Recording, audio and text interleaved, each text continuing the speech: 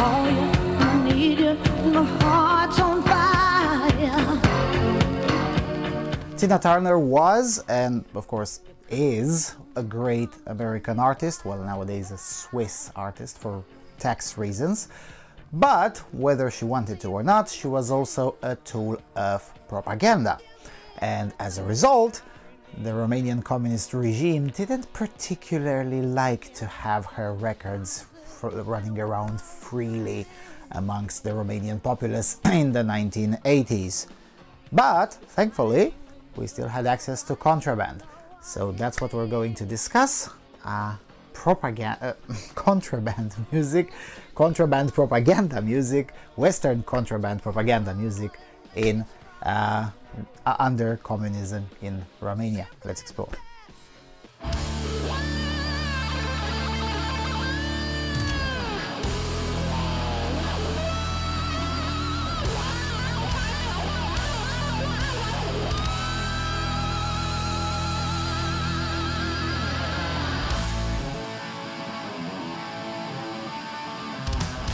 Hello everyone, and welcome to the first episode in English from Beciul Propagandei, the propaganda basement. The basement is a metaphor, but the propaganda is real. So in these kinds of episodes, those of you watching the Romanian channel, the Romanian language channel, are already familiar with this, but for our foreign friends, I'm gonna make this known again. In these kinds of episodes, we are taking a trip down the memory lane through my virtual basement, where I collect, of course, a lot of propaganda. And for the time being, we're going through a huge pile of records to see how, well, propaganda was flowing back in communism in the Socialist Republic of Romania, and even before that in some episodes. We even have records that predate Ceausescu himself. Okay, so what you're listening in the background right now is this record. Let me see if I can get it closer. So there you go. It's one of the first, it's the album called Foreign Affair by Tina Turner. You can see even my signature there. This record, as you can see in the footage of the record player, the second song on the side A of the record has been listened to a bajillion times. That's why it's a bit more emphasized on the disc. The guilty party for that, and for the subsequent terrible quality of the sound, because it has been listened to ad nauseum, the guilty party for that is yours truly, so I'll apologize for that. So, as I was saying in the on the Romanian language channel, especially in the 1980s, the communist regime in Romania was particularly censorious. But you know, so we kind of went against the time. So you know, in the 60s and 70s, most communist regimes in Eastern Europe were getting increasingly more censorious, whereas in Romania they were getting increasingly more open. Towards the late 1970s and particularly the 1980s, all of the communist regimes in Eastern Europe, except the Romanian one, were getting increasingly more open, whilst ours was getting increasingly more censorious. No, we kind of went against the time. So in the 80s, we were surrounded by countries, communist countries, that were no longer that eager at censoring anything, whereas our regime was getting increasingly more paranoid. So as a result, so here we go, this one is from 1989. The album is from 84, but only in 1989 the Soviet Union decided to publish it. So speaking of the Soviet Union, it was quite funny, but between 1987 and 1989, the Soviet Union had more artistic freedom than Romania. It never happened before, and it never happened afterwards, of course, but for that short period of time, we were looking towards Moscow for freedom. It was a very honk-tier period in history, and this record is one of the many. I'll show you quite a few more of these in this episode, hopefully, or if not in the next one. This record is evidence of that. So this record would have never been published in Romania by the state-owned electric house, record house. So this one is published in the Soviet Union. It even says here there you go, the Ministry of Culture, Ministerstvo Kultury, Sovietski Soyuz. Yeah, 1989, the Soviet Union. Let's see if I can get you to see this corner here. There you go. So yeah, the Soviet Union was publishing Tina Turner's songs. Now, the Soviet Union was not the only supplier of what we would call subversive music at the time. Subversive, again, from the perspective of the communist regime in Romania, because let's face it, Tina Turner necessarily wasn't highly subversive, but the regime at that moment in time had reached the conclusion that anything that is from too far away in the West was inherently not necessarily terrible, but at the very least problematic, I guess. But as I was saying, the Soviet Union was not the only one, the only country that would supply us with contraband Western propaganda. The other country was, of course, our friendly neighbor, friendly southern neighbor, Bulgaria. So here I'm gonna play you something that you'd never think it existed, but it did. So I'm gonna tell you a nice story about this too.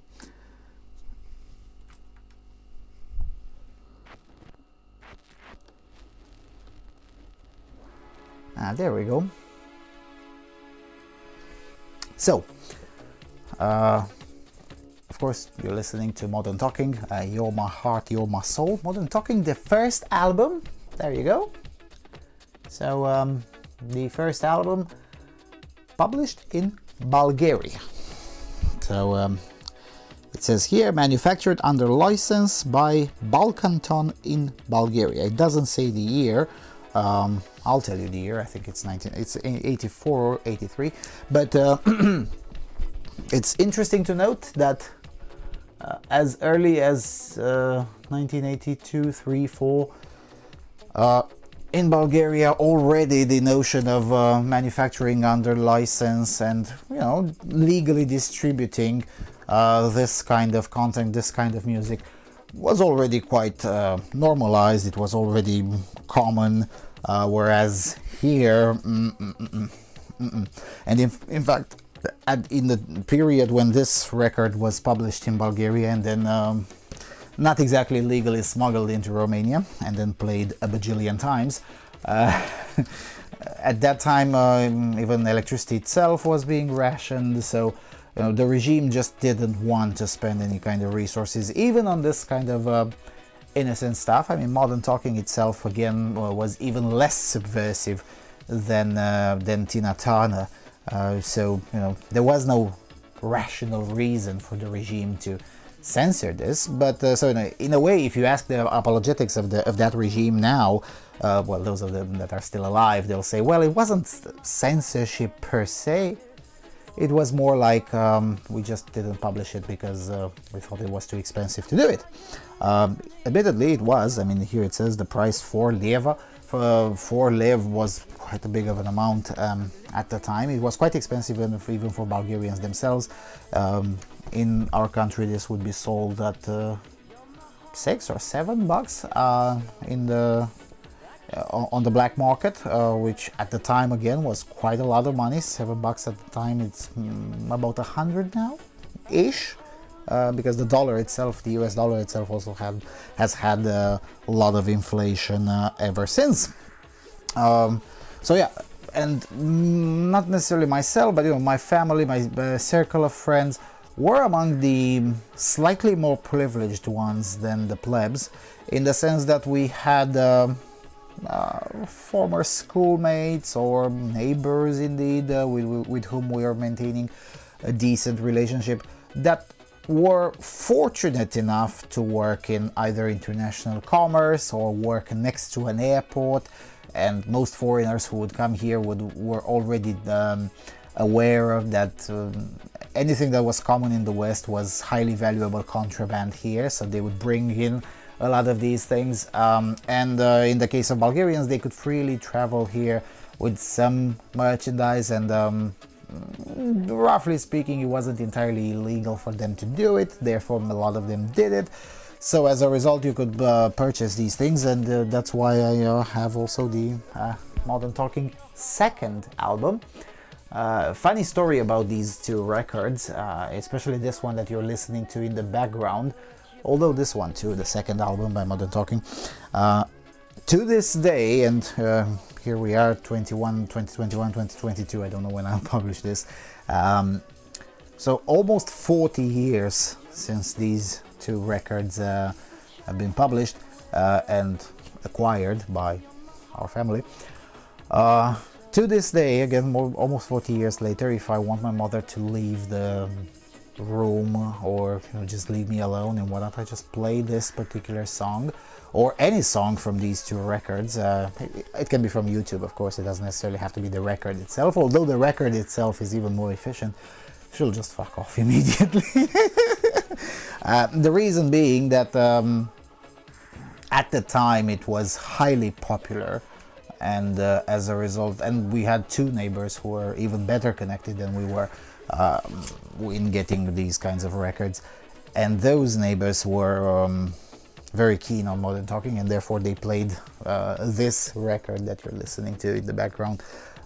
They played it a bajillion times throughout the years 1984, 1985, 1986 and 1987, making life miserable to everyone who didn't particularly like Modern Talking. So there's that. So as I was saying, if you wanted any sort of decent Western music, you just had to rely on contraband. So I'm just going to give a few more examples. So here's this one. Let me see the year when it's published. It's 3.5 rubles. January 1989. There you go. Published in the Soviet Union. Again, Elvis Presley. So again, if you wanted to listen to this kind of music, you just had to go to the Soviet Union. This one is brought. This one was brought, I think, by a very close friend of mine who would travel routinely. He was a truck driver and would travel routinely to, at the time, Odessa, Soviet Union, today Odessa, Ukraine, and these things were relatively cheap and easy to acquire. 3 rubles and a half and 50 kopeka.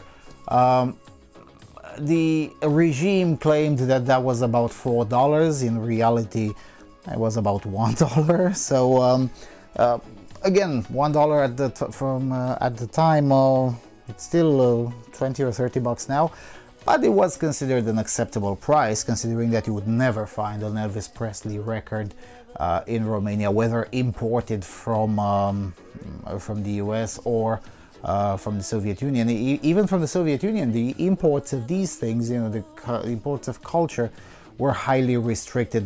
By 1988-89, the regime had become so paranoid that not even things published, again, officially and legally by the Culture Ministry of the Soviet Union, even that was considered suspect, and they weren't automatically authorized to be published and sold and distributed, well, in this country.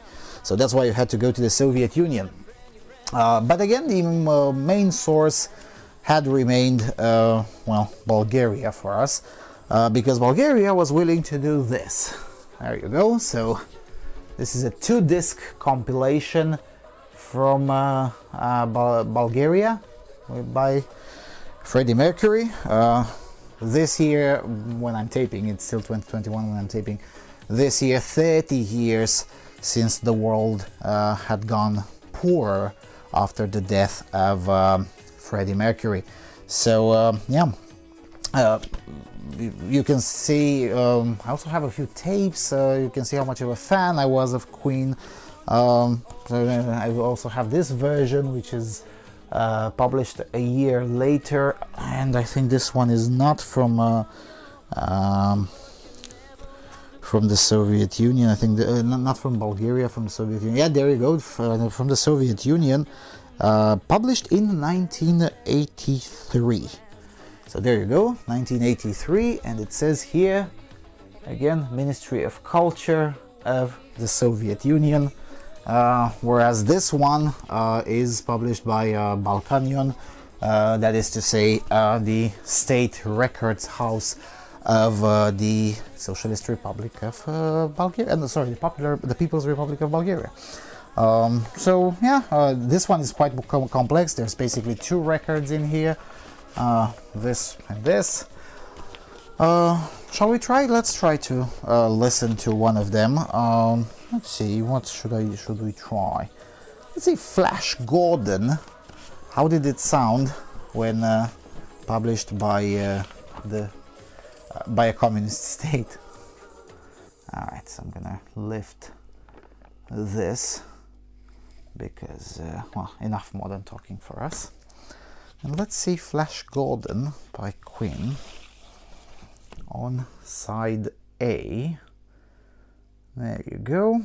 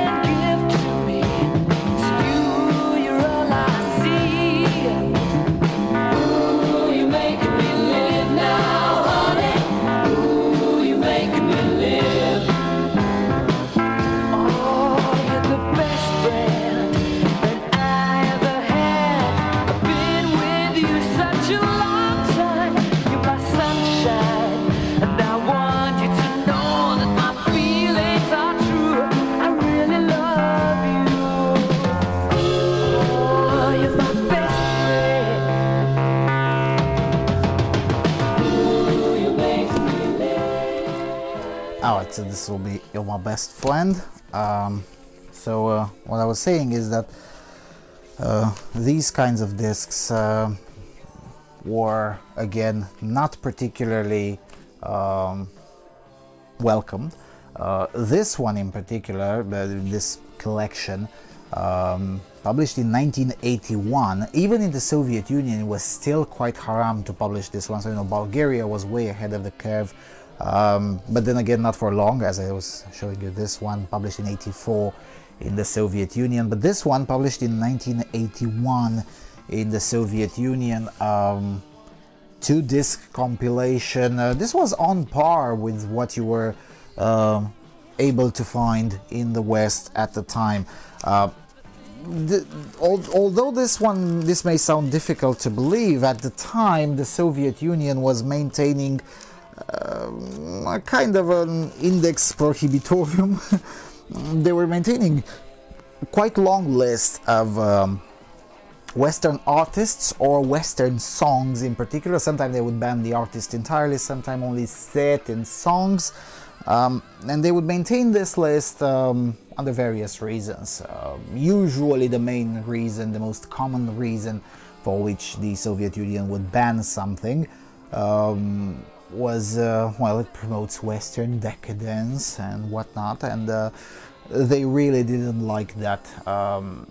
And sometimes that was a fair point. I mean, sometimes the particular artists or songs placed on that index, you could make the case that they were promoting either anti-communism or Western decadence or whatnot, but sometimes it was just outright crazy. Like, for instance, they would ban the songs of Julio Iglesias for reasons they say that those were anti-communist, and you know, Julio Iglesias is a leftist.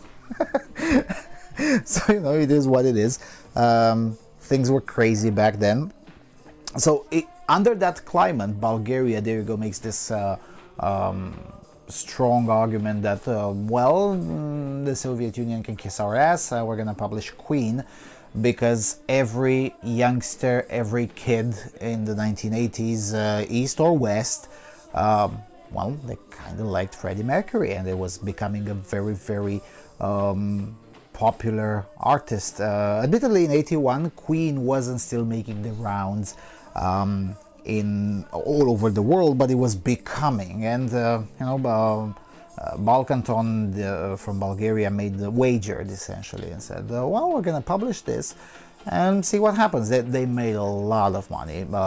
So in many ways, the communist-run state record house, Balkanton, made a capitalistic bet and cashed in quite a lot on it, because in the end it turned out to be a very good idea. Everyone bought from them, and which is why 3 years later the Soviet Union also published their own version of Greatest Hits, precisely so they can also cash in on the popularity of Queen. And yeah, sure, under license. I mean, Freddie Mercury himself also made a cut from all of these sales that occurred in the 1980s of Bulgarian and later on Soviet discs. But what I'm trying to say is that the Romanian record house was like, no, and you could also get a knock on your door if you would play these records too loudly, and then someone may show up and say, where did you get that disc? Are you sure you got it legally? Maybe you should come by to our headquarters and maybe answer some questions. I mean, these things would happen. Admittedly, even by communist law itself, they were sort of abuse, and but just because there was abusive, it doesn't mean it wasn't happening, and it doesn't mean they weren't happening, and it doesn't mean that stopped communist officials from breaking their own rules. I'm sure that sounds very familiar to y'all right now under the current version of communism that way too many countries are forced to live under, paranoid communism in particular. And then there's these two records. These two records are particularly of interest because they're from there you go. Yes, so they're from Czechoslovakia, I think. Let me see. So published in 1988. Okay, fair enough. Rajoszans firma Tons. Yeah, that sounds Czechoslovakia to me. They're very interesting from one single perspective. The perspective being that at that time when these two records were published, it was already quite common that there is such thing called The Wall. The most famous album from Pink Floyd, The Wall, was already making its rounds through Radio Free Europe, through illegal cassettes and whatnot, and by 1988 you would see people in various nightclubs or even on the streets, and some of them, especially the younger ones, some of them even courageous enough to go to university sporting a t-shirt that said Pink Floyd on it. Of course, the regimes were, especially the East German regime, the Romanian regime, they were very frightened of this, because suddenly you had an entire generation of kids, and most of them would end up participating in the peaceful and not so peaceful revolutions that they would take these regimes down. But suddenly you had millions, really, of young people just casually singing in the street, take down the wall, take down the wall. That wasn't fun. And so the regime was like, well, we have to tackle this somehow. You can't outright ban it because officially the songs didn't exist, but you cannot also perpetually keep it under tabs, because well, at some point people will notice it. And of course everyone was to listen to Radio Free Europe, so it's not like you had a choice. People would just hear it. So what the regime found to be a good idea, and again, not the Romanian regime just kept on pretending that these things don't exist. Let me put my records back, because I want to show you something, show something to you that is quite fantastic in a way. So basically what the regime found to do is to minimize the importance of these songs. So there you go. Let's see, face A. Yeah, there you go. A lot of dust on these records. So here's a nice surprise. So contrary to what you will hear a lot on the internet, the song Another Break in the Wall wasn't entirely forbidden. So here's Commie Era record.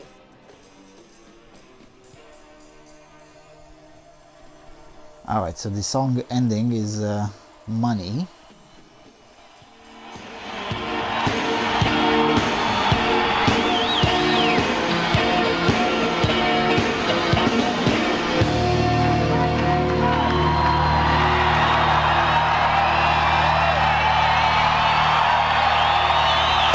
We don't need no education. There you go. So what the regime did was to put this delicate sound of thunder, and so it's 2 discs, but roughly number 1 and number 2, but then put this live that you're listening to as a bonus song somewhere at the end of the record, as you can see on the record player, and basically say, well, look, yeah, the song exists, but it's not really that important, and let's hope nobody notices it. And again, this was the rationale of the Czechoslovak and Soviet regimes. The Romanian regime just kept on saying that the song doesn't exist and it's not really important. But then instantly, this particular vinyl, this particular disc that you're listening to, became a huge sale. And there was I saw an interview with a guy. I never met him, but he was one of the people who would bring these records quasi illegally into the country. And he was saying that when this appeared in Czechoslovakia, immediately he brought a huge truckload of only this disc and sold them all in less than a week. Now that may not sound so impressive today, but in a world without internet, in a world without online ads, in a world where it wasn't particularly kosher to just post an ad in a newspaper, say, well, look, I have a truckload of Pink Floyd vinyls. Yeah, no, you wouldn't do that. You wouldn't do that in the 1980s Romania, because because you would enjoy living your life without having to meet the boot of the regime right underneath your teeth. So, and so as a result, in a world like that, where you couldn't advertise that you had a truckload of Pink Floyd vinyls, and you couldn't just brag about it, but you had to sell them anyway. In that world, selling a huge truckload of Pink Floyd vinyls in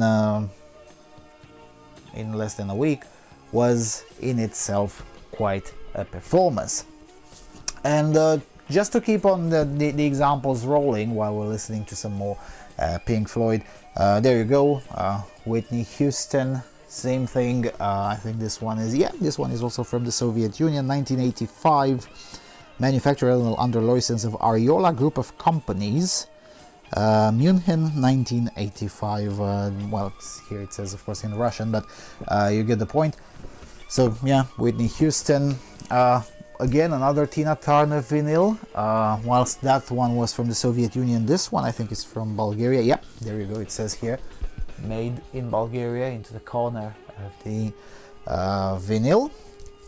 This is how we would used to live. I mean, if we wanted quality music, we would just have to break the law routinely, or pay someone to break the law for us. This one is probably the most fascinating vinyl that I have to show to you for the English version of these episodes.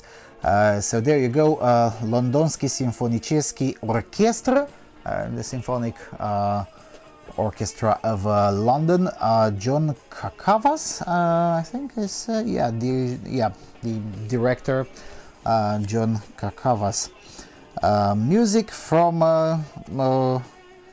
the cinema films of James Bond. I wish I were joking. So there you go. This is what the Soviet Union used to publish.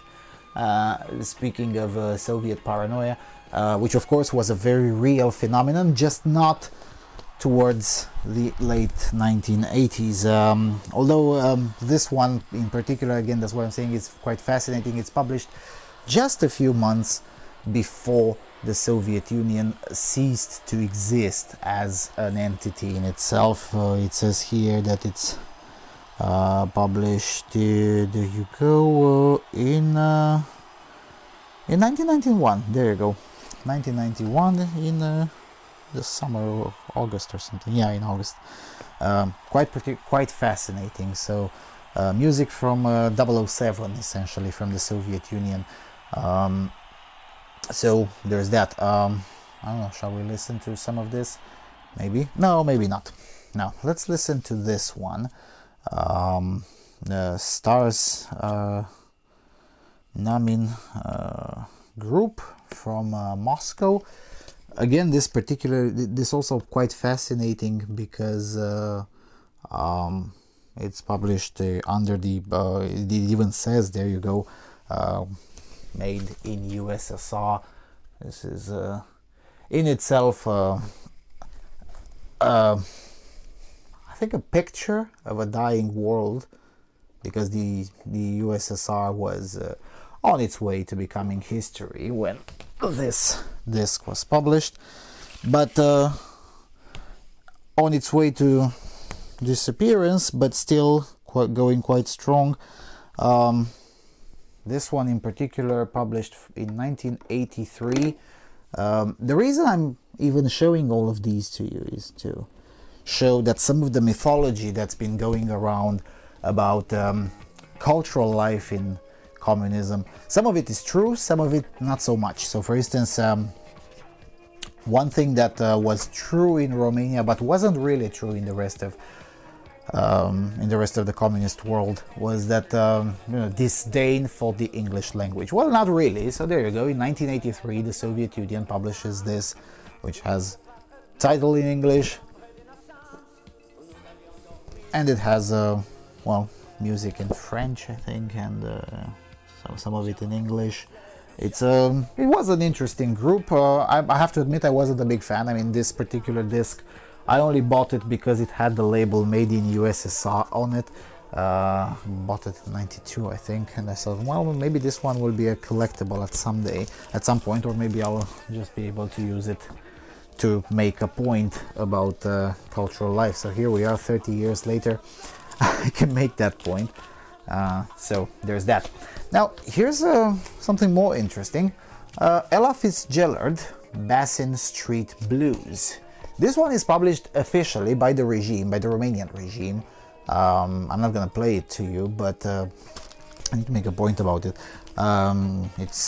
It proudly says here in the corner, made in Romania.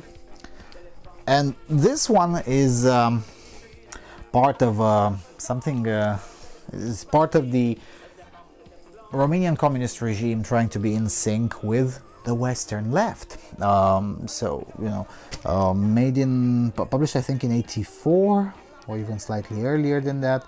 And it's a rare exception of the regime borrowing or, you know, authorizing a copy of records from the Federal Republic of Germany, so, you know, from the capitalist decadent West, whatever, as they would call it. Yeah, let me read to you from this whole novel here.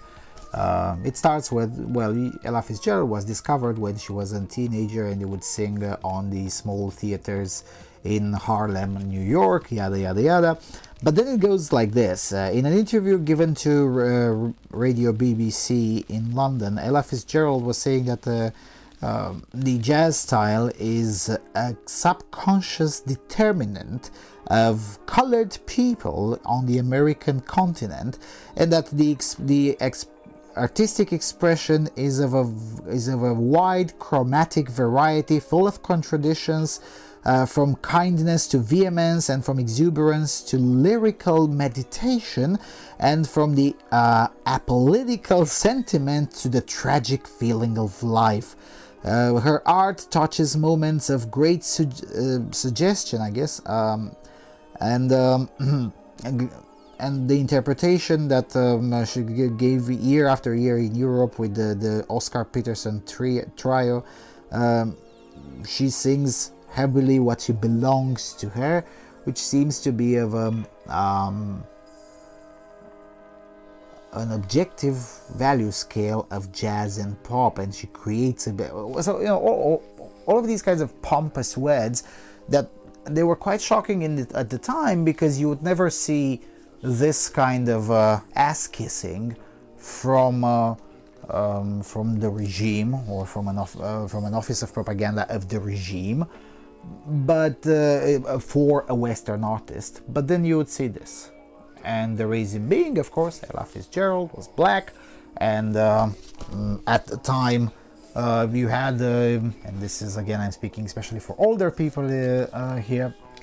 At the time, a lot of people thought that this kind of leftist racism essentially didn't exist. Oh yes, it existed, and yes, it was quite a thing, and there you go, it was quite mainstream, even over here in this godforsaken place of the planet. What people didn't know at the time is that this kind of discourse was just not yet dominant in all of the press, but it was already the absolute standard in artsy circles and all of these fancy circles, especially the BBC, and even sometimes Radio Free Europe, although admittedly not in all languages, but they were already quite dominant. So yeah. What's interesting is precisely this, that it uses the term people of color, and again it's about almost 40 years, or about 40 years old. So if you thought that cultural Marxist propaganda and left-wing racism emerged in 2015 or whatever, learn from me that that's just not the case. It used to be quite common even before that. Then I guess one more thing that I need to show to you now, and then we can wrap this episode up, would be that under communism, one thing that was heavily promoted in all communist countries, so there you go, this is from Yugoslavia, so Slovenski Komori Orchestra, Bogdan Varchal, there you go, this is Yugoslav record, I think, I hope I'm not wrong, yes, Yugoslav. This one is from Czechoslovakia for sure. There you go. Yes, made in Czechoslovakia. Frédéric Chopin, Czechoslovak record. And then this one, Vivaldi, The Four Seasons, Cluj-Napoca Orchestra, so my current hometown. This is Romanian disc, we of course again with the long novel on the back, so you can read about Vivaldi himself, about his music and whatnot. Of course I'm not going to play it to you. The point I'm trying to make is that classical music was heavily shielded by the communist regimes. I don't know if it was a good thing or a bad thing. Maybe it was a good thing, maybe it wasn't. What I'm trying to say is that at the time more people were connected to this kind of classicist or classic music because it was kind of unavoidable. I mean, if you wanted to buy a record to offer to someone as a present, well, if you bought something very subversive, you wouldn't know, maybe they didn't like it, maybe whatnot. If you bought something really NPC and mainstream, maybe they already had it. But you would always get it right with one of these. Therefore, I have a lot of these. So, I only showed you these three because I think they are the most representative from my collection. I have about a couple of dozens of these kinds of discs with classical music. This one in particular, I have it in 3 exemplars. But what I'm trying to say is that these things were quite common, and as a result, more people of my generation are more in tune with classical music, then then the next generation that followed us. All right, enough for now. Thank you for watching. Thank you for joining the Propaganda Basement. I'll be back, of course, with new episodes, some of them in English, most of them in Romanian. I'll see you all around soon.